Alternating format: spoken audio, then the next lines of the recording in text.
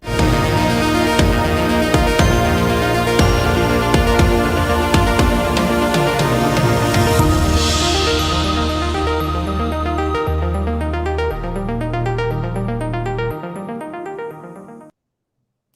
and welcome to a special interview for The Wire. Last night was a night of high drama in Pakistan. The vote of no confidence only happened after midnight, and as expected, Imran Khan was defeated. This morning, Shehbaz Sharif has been nominated as Prime Minister, and undoubtedly tomorrow he will be elected. Joining us now from Islamabad to explain last night's momentous developments, but also to tell us how he sees the future for the incoming Shehbaz Sharif government, is Pakistan's former Minister of Information and Broadcasting and the present chairman of Pakistan's Senate Defense Committee, Senator MUSHAHID Hussain. Senator Hussain, congratulations on that striking victory last night. And in a moment, I'll talk to you about the vote, but also about how you see the future under the new government. But first, let me ask you about something everyone perhaps all over the world noticed. At midnight your time, the Chief Justice of your country and the Chief Justice of the Islamabad High Court ordered that their courts be opened. Police vans were seen in the vicinity of the National Assembly, and there was speculation that if the Speaker and the Deputy Speaker don't hold the vote, they could be arrested for contempt of court. And then on top of all of that, there was also speculation that the Army Chief General Bajwa might be denotified. So let me ask, how close did this crisis come to spiraling out of control last night? Well, I think there were. Anyway, greetings from Islamabad, and it's good to talk to you, Karan. It's a pleasure, as always, because I follow your programs very well. And I think some of the things were exaggerated, but there was certainly high drama. It was almost like high noon, that whether there'll be a collision between the political forces and perhaps the institutions also, and whether the deadline would be kept. So the issue was midnight, and there seemed to be procrastination from the former ruling party's camp, that they were dilly-dallying, they were not coming to the closure, which was what was the Supreme Court verdict all about. And I was sitting in the parliament for the 12 or 14 hours this was happening since the morning, and we were all wondering that how far will they carry it. But I'm glad that finally the former government blinked, they threw in the towel, they followed the constitution, and then there was a very smooth, peaceful, democratic constitutional change, a first in our history, a historic first, I would say, where through a no confidence vote, a government ceased to exist and a new government will, inshallah, be inducted tomorrow. But it is true that both the Supreme Court and the Islamabad High Court were opened and in readiness should they have been required to step in and give further orders. That was a step that they were prepared to take.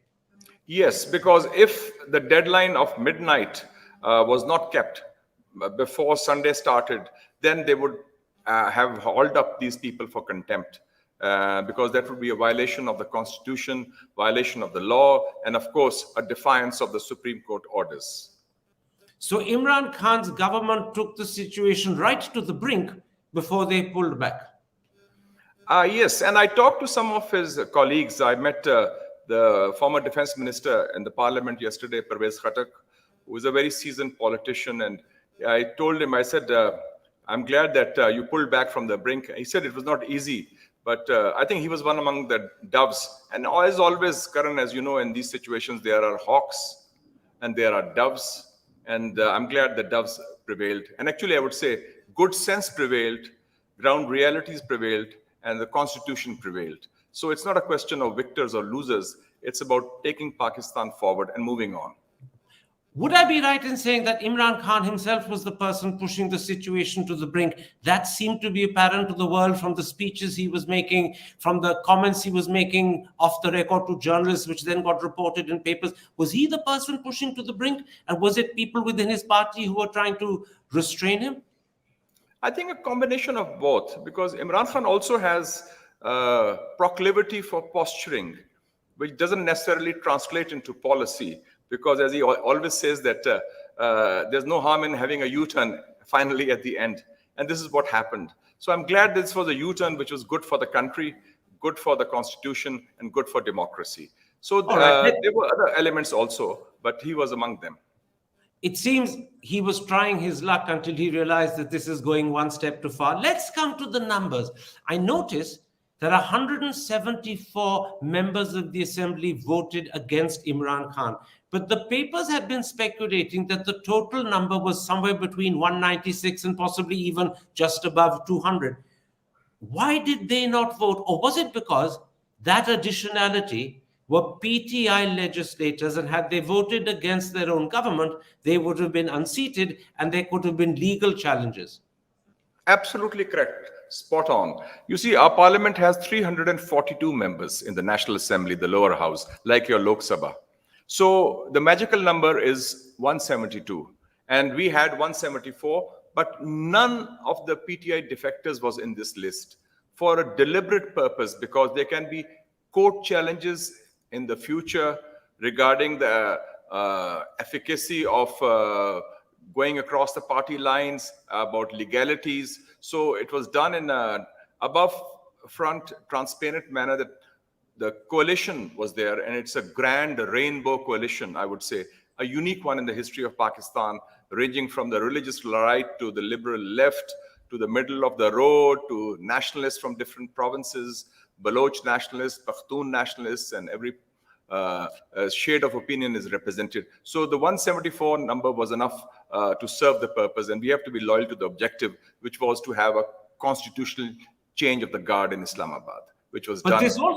But this also means, doesn't it, Senator Hussain, that although many people in the PTI party may not have voted against Imran, you could still have their support when the new government begins to come to parliament with new policies and bills. They could still support you at that point. Oh, absolutely. And they were there. They were there in the House, and they did not participate in the vote as part of a deliberate policy decision. And we met some of them.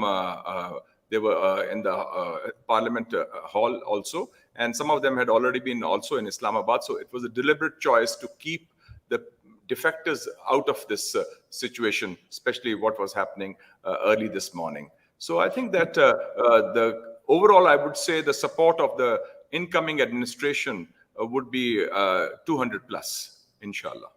Now, with Imran Khan's government in Islamabad gone, what do you see as the future of his government in Punjab, which is your most important province? And I believe pretty close to 60-70% of your army is recruited from that province. I know that Imran's choice as chief minister has resigned.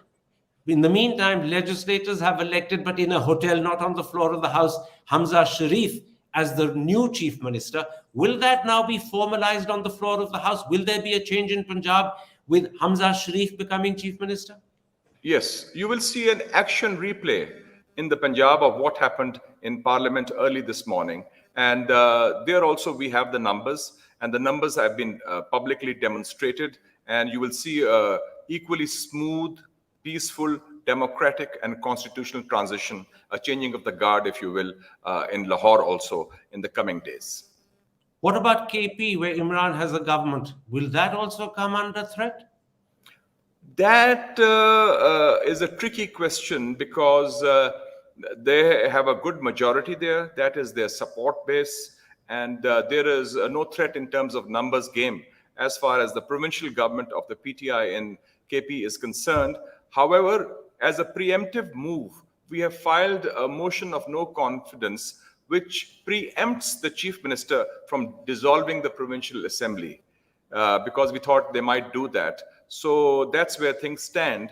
But that will be the lonely outpost of the outgoing government, apart from governments also in Azad Kashmir and the Gilgit-Baltistan region. Let's at this point, Senator Hussain, talk about the incoming new government. It's almost absolutely certain that Shehbaz Sharif will be the new prime minister. But who will be your new foreign minister? Might it be Bilawal Bhutto? Many people gave the impression last night that he's now an established frontline political leader. Could he be your new foreign minister? Yes, it's entirely possible, because it's part of the coalition, and Bilawal has a good profile. He's also been effective as a parliamentary leader in the opposition side, And I think he would like to follow in the footsteps of his illustrious grandfather, Zulfikar Ali Bhutto. And it's part of the coalition understanding also. So let's see. Things have to be finalized, but he is the front runner for that slot. I'm right in saying that Bilawal Bhutto now is recognized and widely accepted as an established politician. He's no longer seen as Benazir's son. No, I think he has earned his spurs, as they say, in the hurly-burly of politics, and he is coming across as a person who is focused, issue-oriented, who's got, interestingly, like his mother and like his grandfather, a good sense of humor also, and who has the ability to carry people along also. And he's a relaxed sort of a guy, and also he's a very good communicator. And with that smile on his face, he puts people at ease also. So, and he has got a reasonably good international exposure now as well, as the head of his Pakistan People's Party. So I would say that Bilawal has emerged in his own right as a national political figure. Now, there were two statements made after the vote had gone through last night, or rather in the early hours of this morning on the floor of the assembly. And I'd like to raise both of them with you one by one. The first was said by Bilawal Bhutto. He said, "Welcome back to Purana Pakistan." I know that's a very clever dig at Imran Khan's Naya Pakistan, but is it also another way of saying that we are going to reassert the values, the procedures, the democracy that got undermined during the Imran Khan time? Is there more to Purana Pakistan than just a dig at Imran Khan? I think there's more to that, because you are talking of a different kind of norms of democratic behavior and a different kind of values and worldviews also. Because as you know that Imran Khan, when he took over his party and they came to office, they said, "We'll build a Naya Pakistan," which means a new Pakistan. And ironically, this phrase was first used by Bilawal's grandfather, Zulfikar Ali Bhutto, when he took over in 20th December 1971 as Pakistan's president in the aftermath of the 71 conflict. He said, "We'll build a new Pakistan." And because there was a change, of course, in geography and geopolitics at that time, and Pakistan was dismembered after the war of 71. So New Pakistan took off as a slogan which Mr. Bhutto used. And then after 40, 50 years, it was revived in Urdu by Mr. Imran Khan and said that this will be different than the past. And this is what we'll do. We will be doing X number of things, which were, of course, never done. But as a slogan, it was catchy. So what Bilawal was saying, tongue-in-cheek also, was not just that we are back to Purana Pakistan, which means back to the more established rules of the game, where there's a certain degree of respect for each other, where we understand our limits, there are red lines, and where politicians, whether you are on the government side or the opposition side, they know how to interact in harmony and coexistence without going ballistic on every issue or having personal attacks. So that was his focus, and also that some of the old initiatives will be resumed. And that was the context of that remark. Now, the second statement, also made on the floor of the assembly last night after the no confidence vote had been lost by Imran, was made by the incoming new Prime Minister Shehbaz Sharif. He said, "There will be no revenge, but the law will take its course." Our part of the world, both your country and mine, have a great temptation to say these things, that there will be no revenge. But revenge always happens. It's sadly the way we treat our opponents. Are you absolutely sure that won't happen again?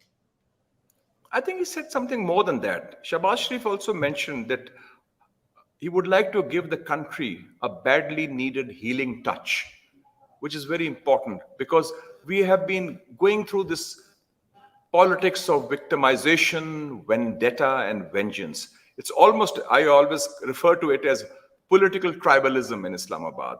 That, okay, it's a zero-sum game situation, and there has to be, somebody has to win, somebody has to lose, and it's like they had in the Wild West or in the tribal areas in the past. So I think that kind of mindset has to be discarded.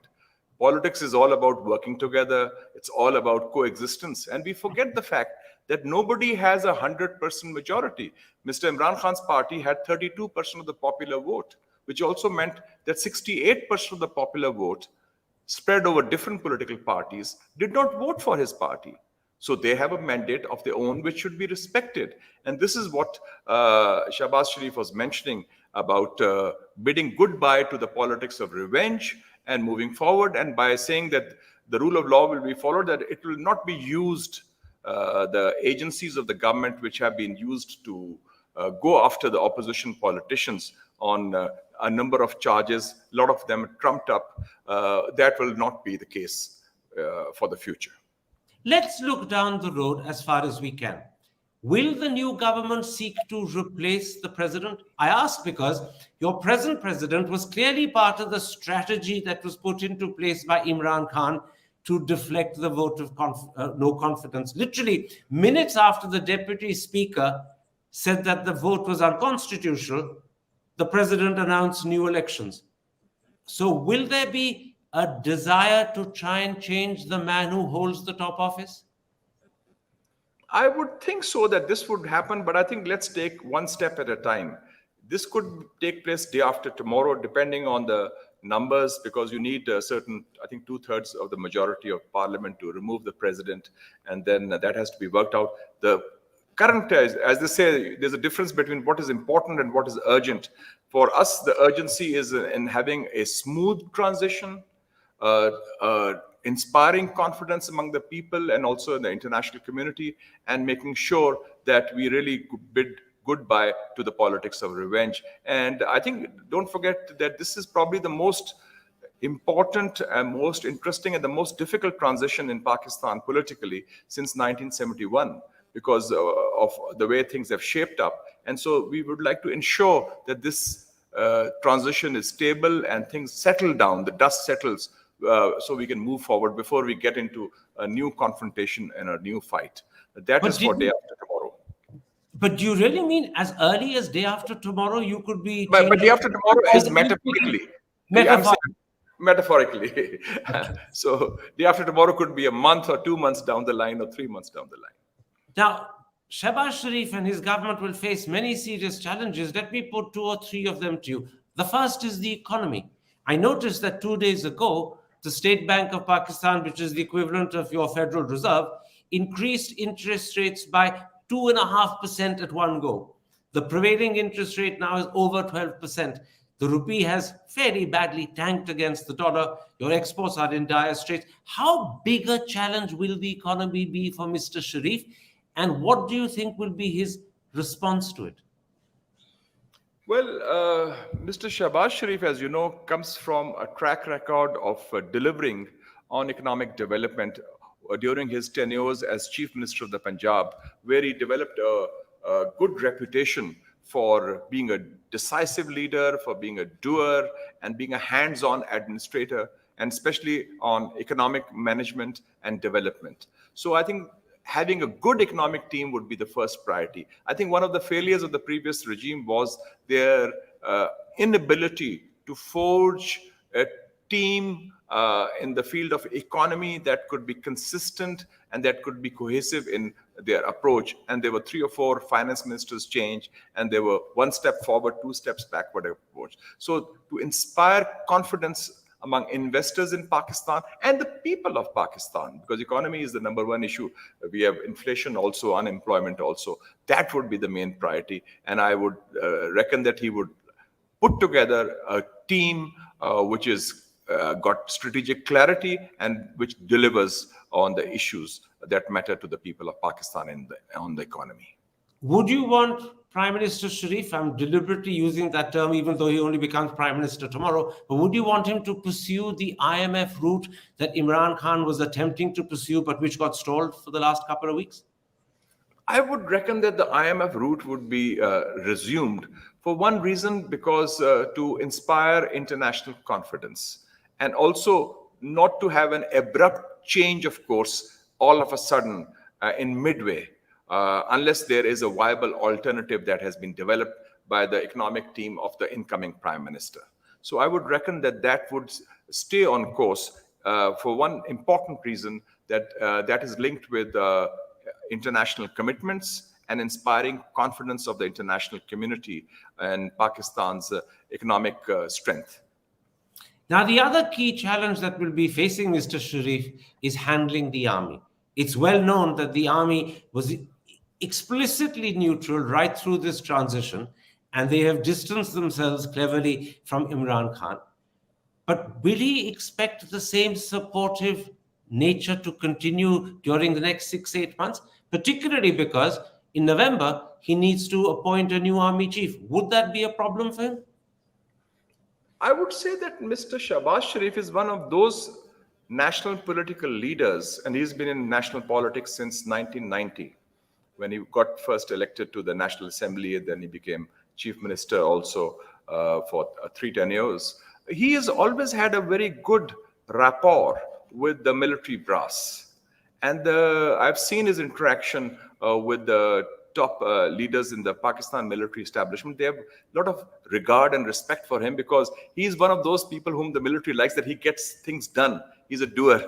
And he's also very non-confrontational in his approach in dealing with the military when it comes to issues or individuals. So I would say that he's starting from a lot of goodwill because of his track record in the past dealings. And don't forget, I think at least on 2 or 3 occasions in the past 30 years, he was often seen or offered the slot of prime minister by sections of the military establishment, which he turned out simply because of his politics, which the paramount principle of that is loyalty to his elder brother, Mian Nawaz Sharif.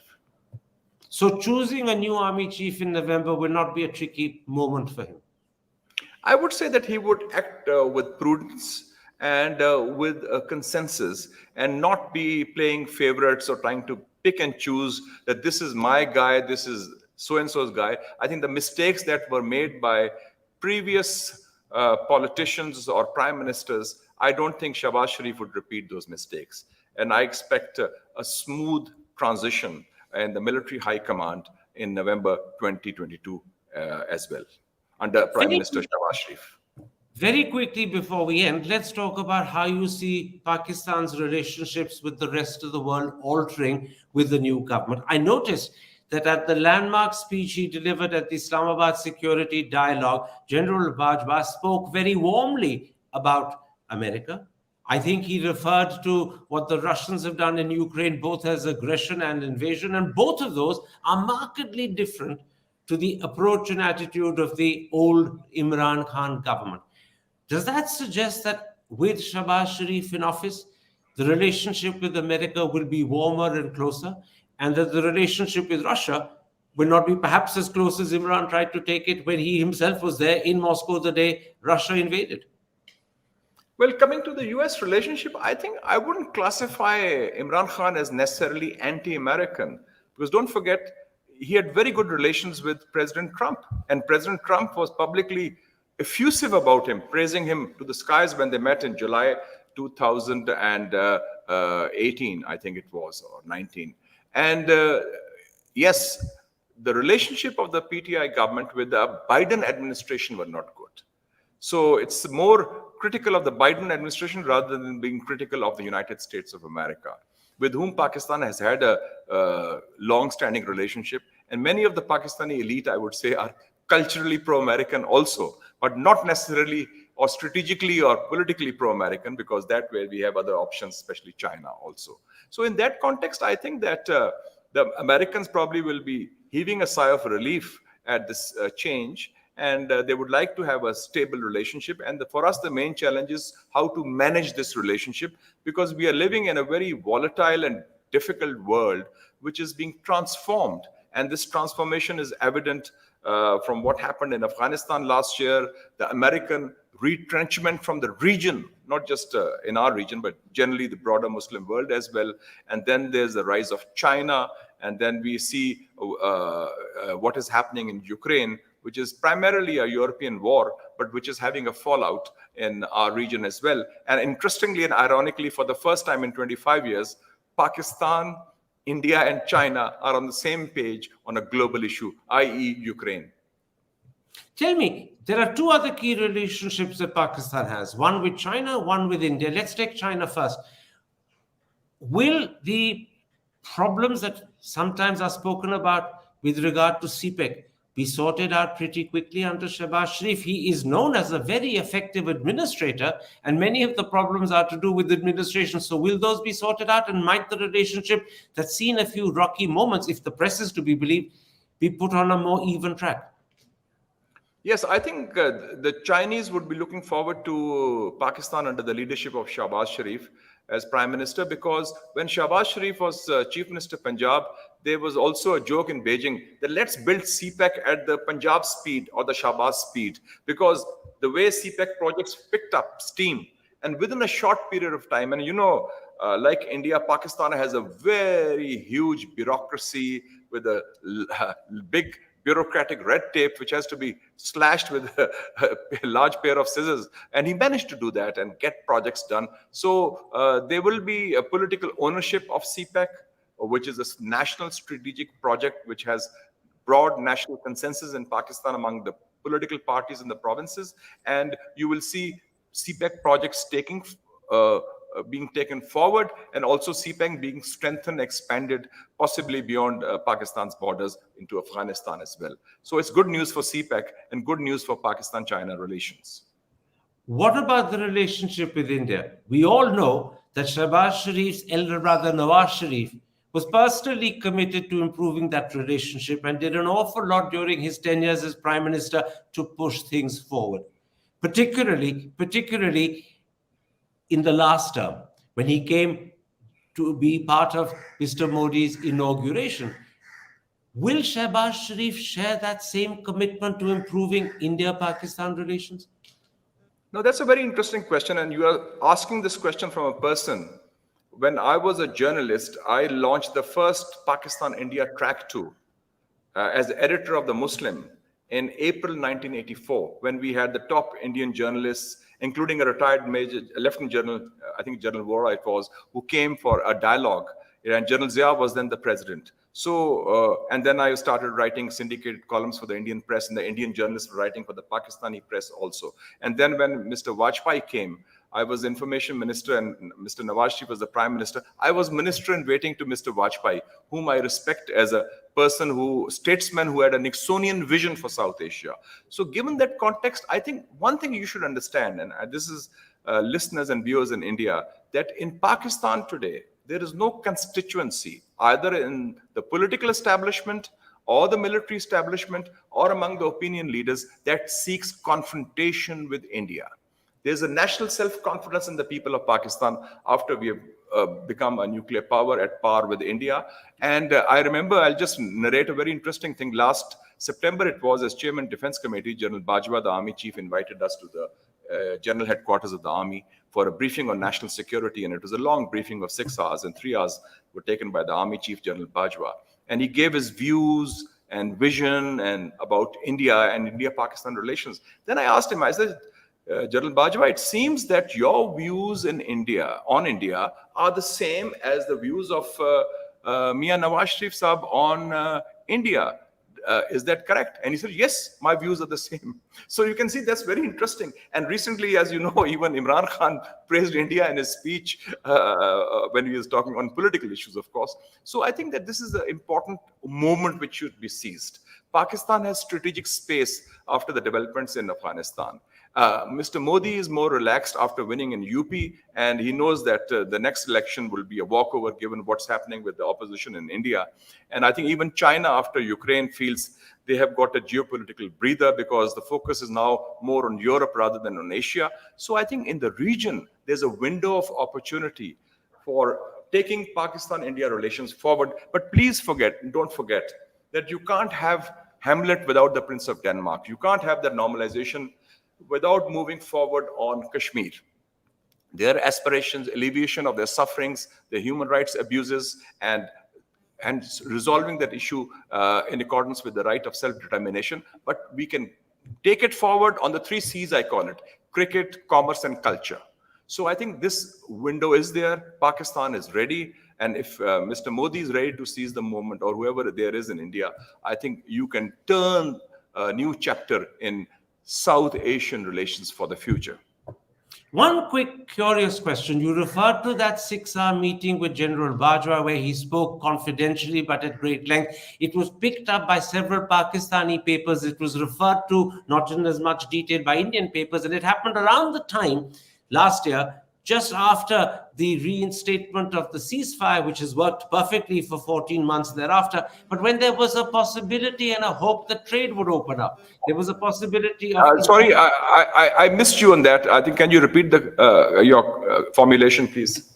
I will indeed. You referred to your 6-hour meeting with General Bajwa, where he spoke pretty openly and fully and in detail. It was picked up by Pakistani newspapers, and it was also much more briefly picked up by Indian papers. And it happened around the time just after the ceasefire had been reinstated, which has worked brilliantly for the last 14 months. But more importantly, at that time, there was talk of trade in terms of cotton and in terms of wheat opening up. It was something that Imran Khan as Commerce Minister had proposed, but then Imran Khan himself as Prime Minister stopped. And everyone believed that that was a push that was coming from General Bajwa, that General Bajwa was indicating at that meeting that he wanted better relations with India. Are you referring to that same meeting which got fairly well covered in your country?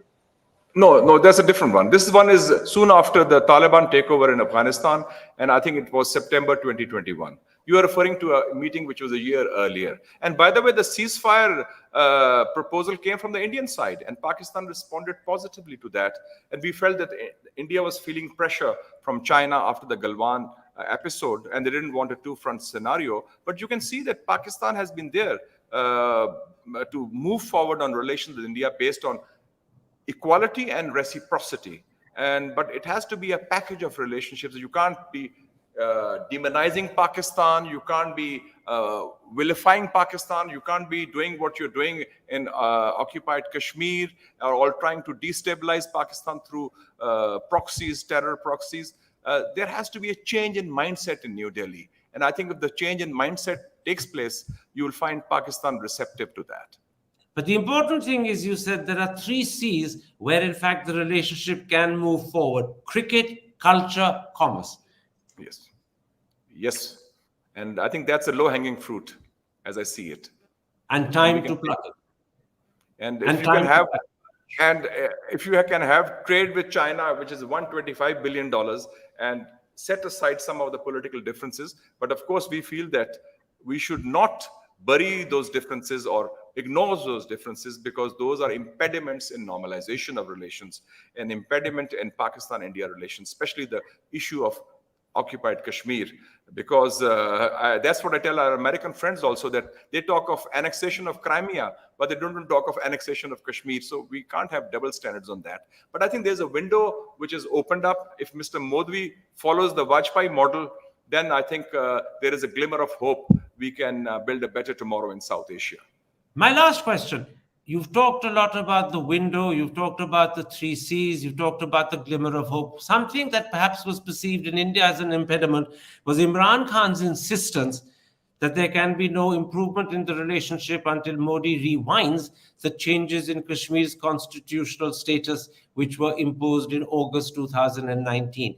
The discussion I referred to with General Bajwa had, and you're right, it was a year ago, seemed to suggest that that doesn't have to be an impediment. We can find ways of tackling Kashmir, talking about Kashmir, but moving on other fronts. Will that be an attitude Mr. Sharif shares, or will the August 2019 change in status be as much of an impediment for him as it was for Imran Khan? I can't speak for the future incoming government of Pakistan on this very critical, sensitive issue.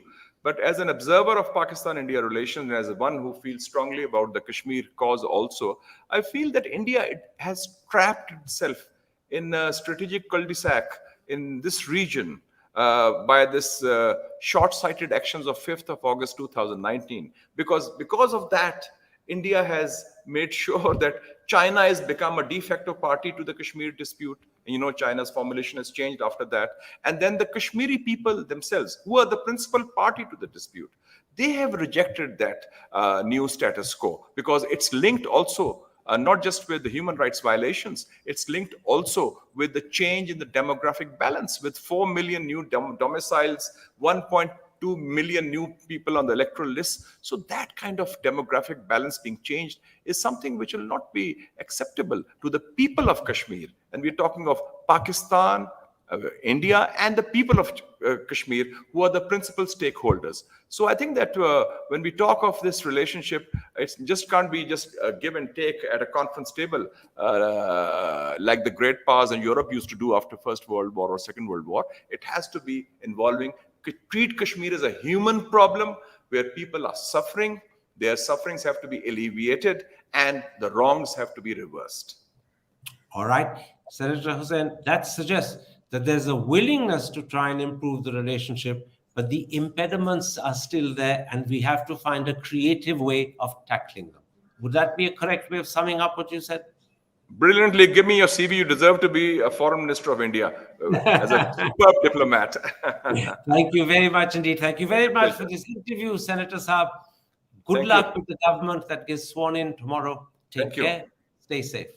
And see you in Islamabad soon. Thank you. I look forward to that. All the best.